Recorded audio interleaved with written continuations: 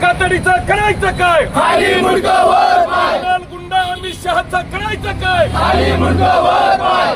तडीपार गुंडा अमित शहाचं करायचं काय? खाली मुंडकं वर पाय. बहुजन समाज पार्टीचं बहुजन समाज पार्टीचं बहन मायावती तुम आगे बढ़ो, हम तुम्हारे साथ हैं. बहन मायावती तुम आगे बढ़ो, हम तुम्हारे साथ हैं. फूले के सम्मान में फूले के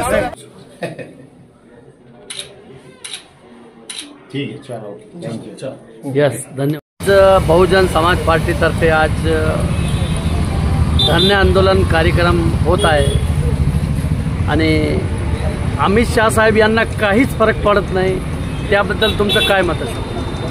अमित शहा मुळात एक क्रिमिनल गुंडा आहे, तडीपार आहे आणि गेंड्याचं कातडं पांघरलेला तो एक गेंडा आहे.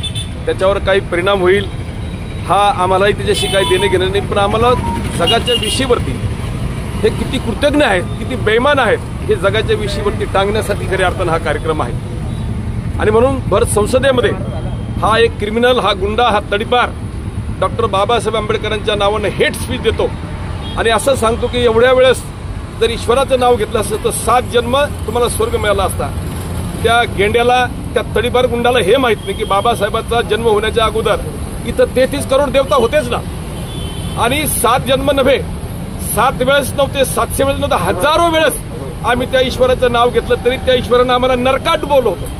परंतु डॉक्टर बाबासाहेब आंबेडकर आमच्या जीवनामध्ये आले आणि या देशाच्या शोषितांना, पीडितांना स्वर्ग मिळाला. आणि म्हणून बाबासाहेब आंबेडकरांचं नाव, हा देश, हे जग, ही दुनिया, सिम्बॉल ऑफ नॉलेज, या देशातल्या पीडितांच्या, दलितांच्या, गोरगरिबांच्या जाहीरनामा, त्यांच्या स्वातंत्र्याचा जाहीरनामा म्हणजे डॉक्टर बाबासाहेब आंबेडकरांचं नाव आहे.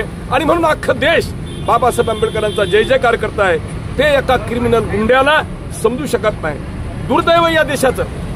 खऱ्या अर्थानं देशाला पंतप्रधानाकडून अपेक्षा होत्या, परंतु पंतप्रधान सुद्धा त्याच गेंड्याच्या कातडीचा निघाला आणि त्यानं सुद्धा त्याची तिरी ओढली. आणि म्हणून